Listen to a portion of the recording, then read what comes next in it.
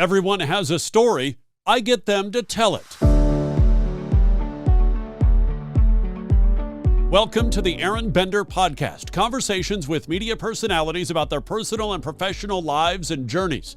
Really appreciate your support, whether you're watching on YouTube or nightly at 11 p.m. Pacific or 2 a.m. Eastern on DBNA TV at dbnatelevision.tv or streaming with the DBNA TV app on Amazon Fire, Roku, and Apple TV, or watching on IGTV or listening on your favorite platform. Before we get to my conversation with Cathy Trinh, a little about my story. I'm a widowed dad of two girls who just lost their mom, a grieving husband, a man in recovery trying to reconnect with the world with fresh eyes, faith, and perspective, a college journalism professor, a white guy in a world of injustice, a 20-year broadcast media veteran who had his dream job and then lost it. Nearly 2 years ago, God gave me a gift, an opportunity to stop, step back, and breathe so I can learn about love, vulnerability, forgiveness, grace, self-care, patience, and understanding. Cathy Trinh is the sober Asian, brought to Orange County, California by her Vietnamese refugee parents when she was just 1 year old. Cathy turned to drugs and alcohol to try to drown out the pain of neglect, abandonment, anxiety, and depression. But she has emerged from the depths to become a mom, a cancer survivor, an author, and life coach. Well, Aron, thank you so much for inviting me onto your podcast. How exciting. I did see some of your interviews there too. So I would say I came back into the program. So, and into recovery, October 22nd, 2018. So. Oh, we're right about the same time. We're okay. Right there, and I think your sober date's October 21st. That's my birthday, actually. So. Oh, happy birthday to both of us on that day. Thank you. Thank you so much. But I'm I guess I would call myself a retread. I came back and, I decided that I was going to get sober again. During the time I was diagnosed with cancer at the early 2018. And I just decided that was a life that I just wanted to dive back into. So I've got some other things going on too, and which made me kind of want to see the light of day again. And so I decided I was going to go back into that. But cancer came in later on my journey. So, and thyroid cancer, we could see the scar there. What was that process like? What were some of the symptoms that kind of led you to even go into the doctor to be diagnosed? So at the time I was leaving an executive boutique firm. So what I do is I'm an executive search recruiter. I own my own firm today. But during the time I was working a lot, as a recruiter, we hustle, we're very extremely competitive, and we're on the phone all the time. And not only did I suffer from some other things, I suffered from like workaholism too. So I worked through all of my ailments. Like I felt neck and shoulder pain for months. Like I would say about 5 to 6 months, my neck, shoulder was hurting so bad, but I thought it was attributed to just stress and anxiety because I've got a little bit of that disorder going on too. And one day my sister was like, you know what, I think you needed to go to the hospital to go get diagnosed for whatever it is that you think it is. And so I walked into the emergency room, and 5 hours later, they said, there's a bump on your neck and it's suspicious. So I went straight to my physician's office, and they gave me an order to go do a biopsy. And a week later, I was diagnosed with cancer. Oh my goodness. My goodness. How long after that did you go through chemo? Did you go through radiation? I know just doing the dive into your Instagram, you did have surgery. What was that process and fight like for you?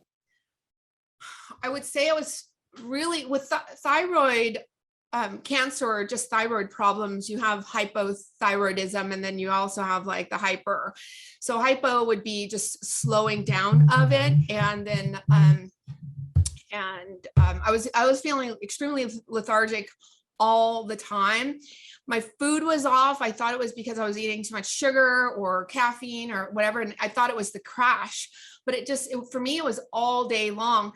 So I after I was diagnosed with cancer, the doctor went to an ENT, and he out here in Orange County, and he suggested that I go under the knife. So we went in, did the full thyroidectomy, and he took 12 lymph nodes out that was actually had metastasized from its original location.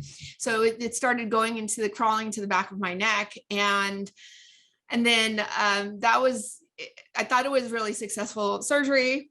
And then we came back a month later, they did a scan, and they go like, oh, we forgot, like we saw on, on the left side of your neck, we should go back in. So they came back in and removed 24 more lymph nodes back here. So it did start metastasizing. And so I just feel really grateful that it was caught like in time.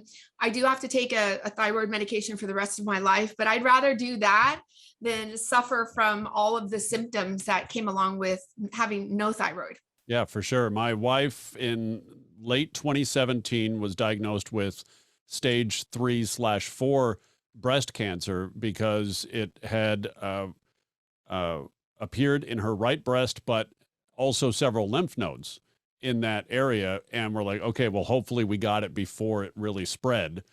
And she went through a double mastectomy in November of 17, radiation and chemotherapy for a lot of 2018. 2019 was a relatively healthy year.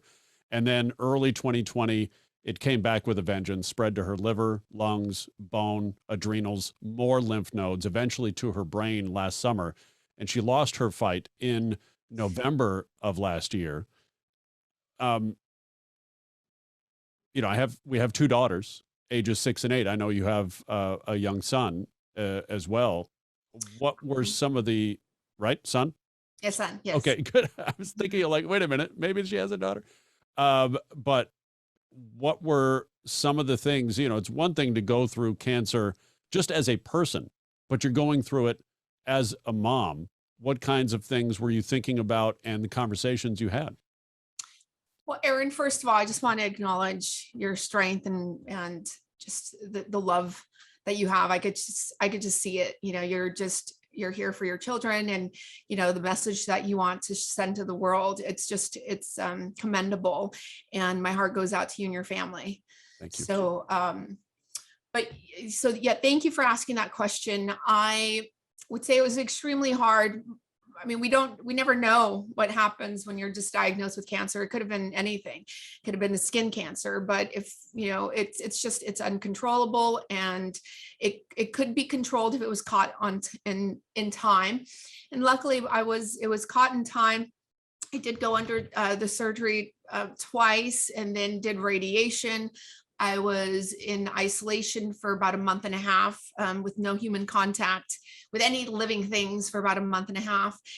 And there was just this innate wanting to change my complete life. I did change a lot of things in my life, just got off of alcohol and slowed down on the sugar eating, and just changed my life, my lifestyle, practiced a lot of self-care. And it just ultimately got to a place of, the ultimate sacrifice was self-love for yourself. And so May of 2020, I had finally put all the moving parts of my life story in a book. So I did the editing process, and I thought it would be such a beautiful, a beautiful display of love. My son ended up writing. He was 11 years old at the time, and he wrote the foreword of the book.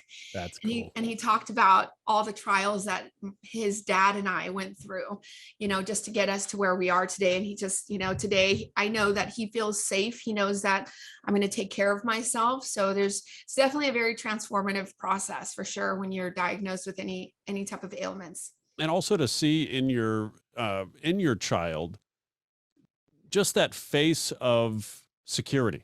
You mentioned that word safe, where a child feels safe, like, okay, I feel safe in this environment. I feel safe with my love for my parents because I know that they're going to be there, and that they're doing their best, and that there is a two-way street of transparency and authenticity, and they feel safe. I mean, an 11-year-old writing a foreword for a book talking about his own emotional, journey is huge. I mean, I just talked with Jonathan Aslay about this very thing in the previous podcast. The emotional maturity of an 11-year-old to be able to write that when many 42-year-olds, 62-year-olds can't tap into that part of themselves. Absolutely. And I also attribute his or our connection with each other, because I mean, by God's grace, he's never seen me except for when I was sick. I mean, recovery is a huge part of my life, and I talk about not drinking alcohol, and he gets the distinction of what a human being looks like, and the presence that we have when you're not consuming substances, for example. And so he sees the distinction between multiple lives, and I instilled it in him ever since he was a baby. So I've been on this recovery journey for 20 years now, ever since 2002. We're coming up on our 20th year of anniversary as well. I've been a long timer in recovery, and I just love the life that I'm living today. And I love the fact that my son gets to learn from me. And right around 2007, I just needed to bring more learning to myself. So I took upon myself and, invested in personal development programs. And, I've walked on fire with Tony Robbins, and I've done some amazing things in my life. And so therefore, maybe the things that you see on Instagram, it's just me creating more possibilities of what's possible for a person. Sometimes it goes in a different tangent, it's quirky, and sometimes I get a little bit too much in this area, but the foundation of who I am, the essence of who I am today is I'm a leader, and some days, like anything, some days people might not like you, and then other days people are just like in love with what you're doing. So you bring up the idea of being happy with your life, and you love the life that you're living right now. As somebody who has dealt with anxiety and depression and other emotional and mental issues over our lives, how did you get over the hump of not looking, kind of looking over your shoulder for the other shoe to drop? That's a good question. I was actually on a book club meeting the other night, and there was a couple, because there's two books. So the first book, it's called The Journey. And then the other book, it's called Asian Women Who Boss Up. So we're going on this book tour with a collaborated with other authors. Yeah. And I was on this book tour or book talk the other night. And, I would say the main difference between myself as a sober Asian compared to some other women who, they have had their own journey. They're successful in their own right. They're amazing. But I would say that growing up, I experienced extreme depression coming from my parents. It's not the normal family or Asian family that you would think that they would coddle you and perhaps push you to go to college and want you to become a lawyer and a doctor. Like, my parents were had so much anxiety and depression because we came here as immigrants. Mm-hmm. It was a completely different world for me. I felt like lost and alone for so long. And I was, I'm the first person that graduated college in the United States. And so education was the higher education was never a conversation in my life. So it was that constant craving for learning.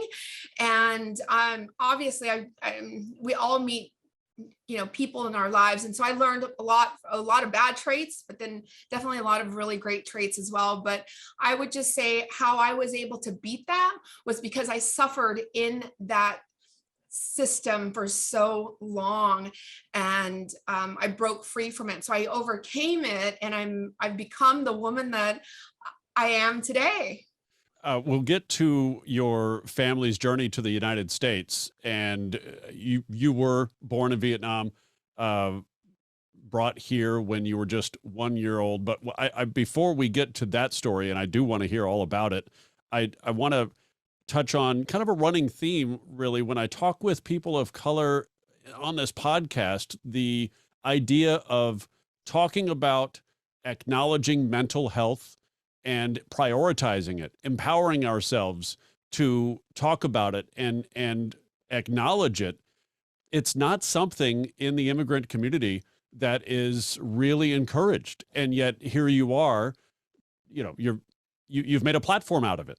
How has that gone with your family, and how have you been accepted by others in your community?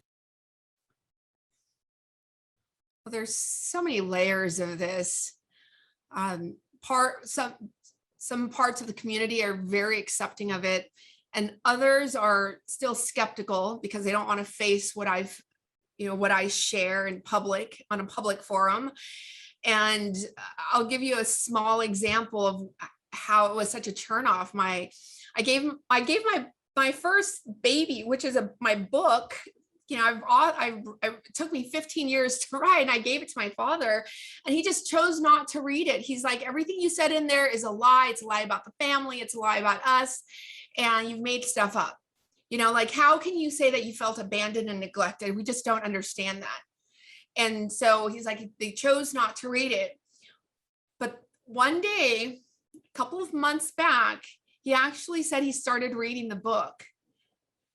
And I was so full of gratitude and just, for where I'm at today.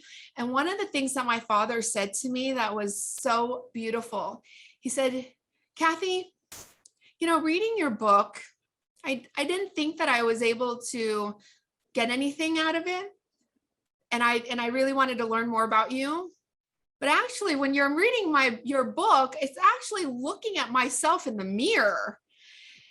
And I was just blown away by that, because the way I wrote it is obviously in first person, right? Yeah, so it's like a lot of, I went through this and I woke up and this enlightenment and this awakening happened, and, things that I don't want to share with my parents. So when he said that, it was just so beautiful, because I just never would think that my dad would have gotten to the point where he wants to look at himself. And so when we started talking, it was hard for me to translate. So I was sitting on Google, and I'm sharing that, even the word gratitude, I had to sit there and do a translation for it. And he's like, wow, you're so wise.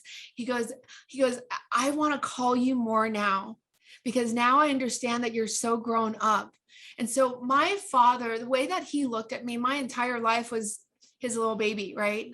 Child. And it just blew me away. But yeah, so my family now has really embraced this wild, chaotic life that I've lived. And they know my heart today. And they know that I just want to help others. So fun fact, I've actually opened up one of the world's international recovery meetings in Vietnamese. And it's an international meeting, and I'm getting a lot of people that are coming out, that needs to speak about this. So I just know that my trajectory and the path that I've been led here is it's spirit guided. I'm on a spirit guided mission led by God. So I am just and that's why I want to continue to identify with somebody in long-term recovery or has certain addictions, because if you don't identify, other people can't move with you in that whole Me Too movement, right? So, right. So now truly it's now that I'm saying this out loud to you, I feel that it's being more embraced, and I truly am a very proud, sober Asian. So well, you better be. It's in the title of your Instagram. So if you're going to put that on your title, you better live that life. Absolutely. Right. So we touched on it. Take me to Vietnam. You're 1 year old. and your parents and you are in a fishing boat leaving Vietnam. Obviously, I'm not going to have you give me a first person account of that, but what have your parents told you about that? And where in the US did you end up, and how? Okay. All right. So my entire life, Aaron, I thought it was the three of us. So my teenage parents were 19 at the time. I was about 1 year old. And my narrative has always been, we left Vietnam together and we made it. We survived treacherous stormy weather, and we got here and life was great, right? I skipped over a bunch of things. However, in fact, just recently learned about a month and a half ago.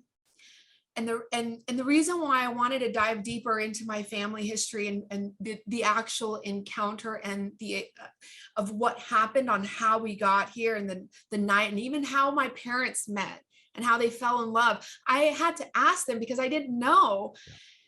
My entire life, I've always known that I'm a very strong person. I'm extremely brave. I speak up. I've got a very loud voice. I'm just in love with love, right?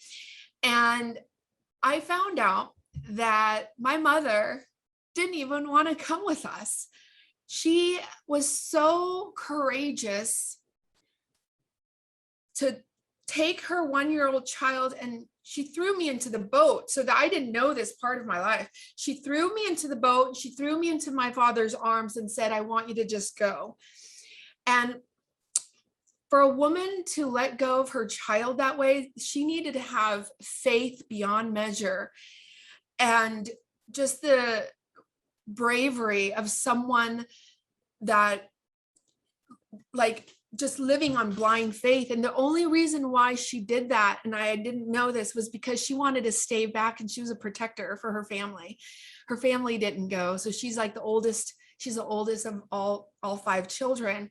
And in the very last moment, she got pushed into the boat and she was forced to leave. And so therefore, again, going back to the narrative, my mom was so depressed, and that led to her depression as well. She didn't want to leave. Right.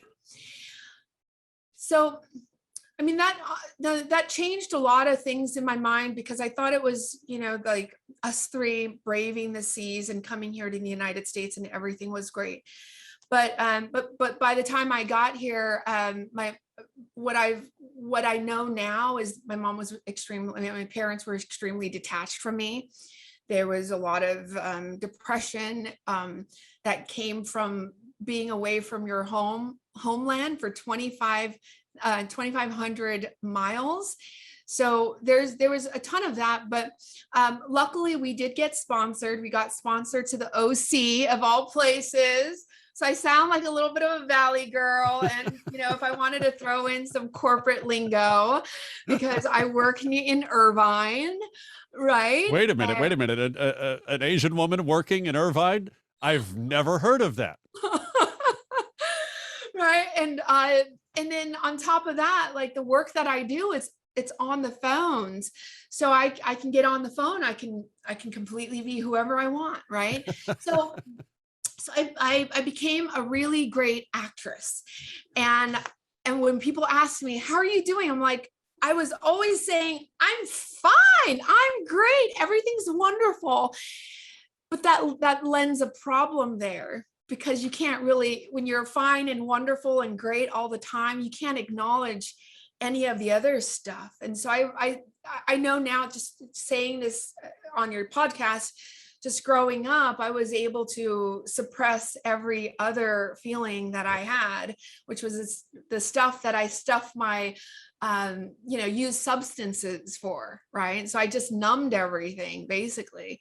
My first, just to go into this whole thing, was my drug of choice was pills. And it was easy. It was something that I can hide, and I was always okay, So, yeah, I mean, I got here, and we've lived in Orange County for 40 years now. And I love this area. It's near Disneyland. We used to have a Disney pass and we would go to Disneyland all the time. Oh yeah, of course, of course. I'm up in Santa Clarita.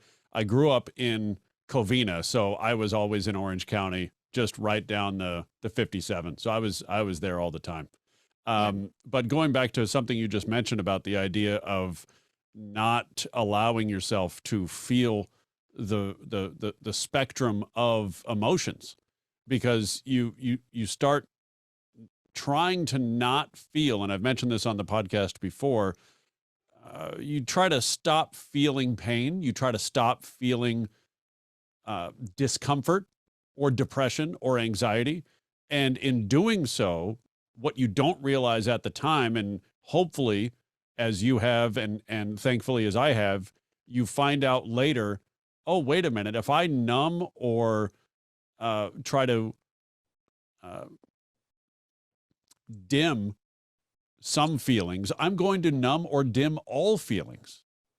And it wasn't until last year when my wife, in the last 11 months of her life, what would be the last 11 months of her life, she basically took it upon herself to train me and bring me up and coach me up to be a better person, a better husband, a better father, and a more enlightened human being. She basically, I was bawling in church next to her one day and she said, why are you doing it? Well, I'm just so happy right now. And she said, yeah, that's what you're feeling because you've been trying to not feel pain and neglect and abandonment and all of these other feelings for so long that you've also not let yourself feel joy and happiness and contentment. And it's an amazing feeling, to the point where I'm not happy feeling grief. Don't get me wrong. I am not happy feeling sadness. However, I take great pride, and I'm so grateful to be able to feel those feelings that I've never let myself feel before. It's an amazing feeling. Yeah, well, Aron, you're just so strong. And thank you for your presence on this podcast. And I can feel it. I can feel your wife's spirit here with us too. And it's beautiful. I've lost quite a few people in my life too. And one of the things I've heard in the past is that some people have to lose their lives so that we can have ours, and to live ours, and to experience, just to be able to experience life the way it's meant to be lived, with gratitude. And you wake up every single day and just like, I wake up and every single minute of my life, I just want to give, because I've been able to receive a gift that a lot of people out there in the world right now is not even aware of. So I want for us to continue to make this available to others, and to allow others to know that they can heal, because we've been there and we can heal too. So I thank you so much, Aron. I see it in your heart and your presence. So I appreciate you so much. I would imagine, and I don't want to put words in your mouth, I would imagine there was a time when you started to come out of the depths, really just kind of pull yourself out, and you look back and maybe you have regrets. How did you get over the hump of regret? How did you put that behind you? And instead of regret, you look at it as a foundation for who you are now. In 2015, I was struggling, and I was in a really toxic relationship. I know that I was actually the toxic one. I was in my head too much, and I was overthinking constantly. I was playing a really mean game of blame game, right? And I wasn't looking at myself. I wasn't looking at my faults and my wrongs, and everything was about everyone else. And so I decided that I needed to go to seek psychiatric help because something was innately wrong with me. I kept on doing the same thing over and over again. I would have these emotional outbursts that came from nowhere. And I started self-diagnosing it as either PTSD or whatever. And traumatic incidents, like I haven't gotten over things. My childhood wounds are being, the Band-Aids being pulled off again by this person. Right. So I went to go get psychiatric help, and a beautiful human being she is. We got on the phone and we talked about, she suggested that I look at and write down 5 big traumas in my life. And she says, write down the 5 big ones and write down the 5 little traumas in your life. And I wrote that down, and she said, these are the things that we're going to work on. So by the time I got there, I didn't realize that these traumatic events were actually big secrets that I'd never told anybody in my life. And I wasn't there to work on that specific relationship, but it was almost like divinely set up that I needed to start sorting this out. Your relationship with you. Yeah, it was definitely a relationship with me. And it's when we get to the source, that's why they say, go look for source energy, right? Source energy is basically the source of what happened. There's some sort of trigger point, and you have to take it back to the beginning of time. So I went there, and there is a beautiful clinical methodology called havening. And the word haven itself it's coming from a place of it's safe harbor. And I never felt safe because of these secrets that I kept. And every time someone looked a certain way, or they would look at me a certain way, or it would just remind me of something, of a big loss in my life, I would just get triggered all the time. So what I realized was that the PTSD that happened, there's another in the clinical world, it's also called complex PTSD, which is every sound and like all of our senses. So what fear is, it's actually our senses. What we smelled that day, heard that day, tasted that day, those are what gives us triggers. Right. So what I discovered in that conversation with my psychiatrist was that so this happens and you don't feel safe.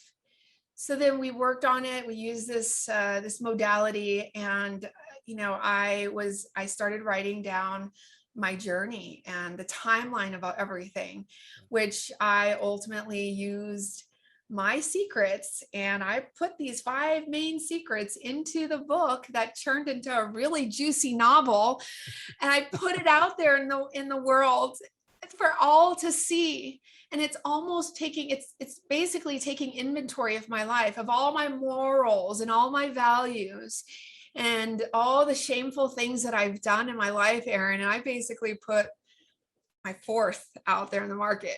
Right.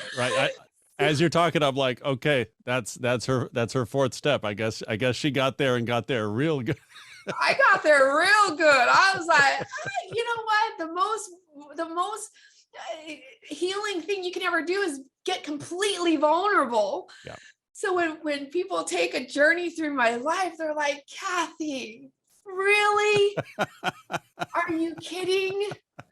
I've got relationship problems. I'm probably going to start working on my 3rd book called The X Files, which is EX Files, which is going to be funny. Actually, I want to go funny this time. You know what? A lot of things in my life have been really comical. It's like, that whole like, oh my gosh, why did you do that again?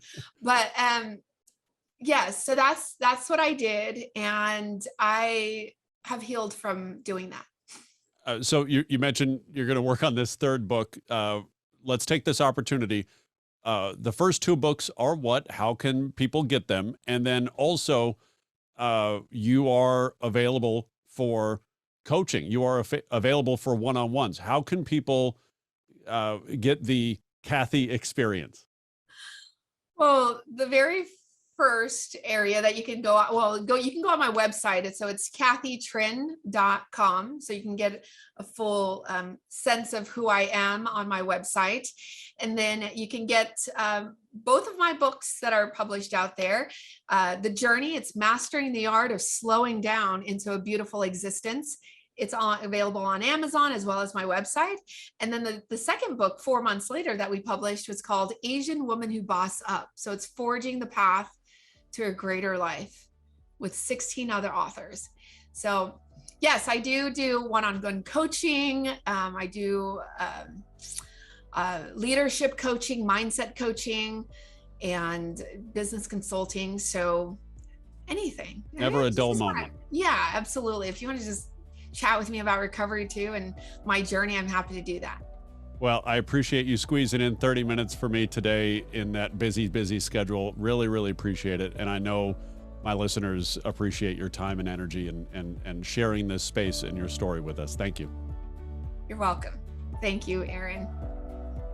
Thanks for watching the Aron Bender podcast, whether it's on YouTube, IGTV, or streaming nightly at 11 p.m. Pacific or 2 a.m. Eastern on DBNA TV, dbnatelevision.tv, or the Roku, Apple TV, Amazon Fire. Connect with me on social media. All those links are at aronbender.com. If you have guest ideas or comments, email me, aronbendermedia@gmail.com. Be well, and thanks for watching.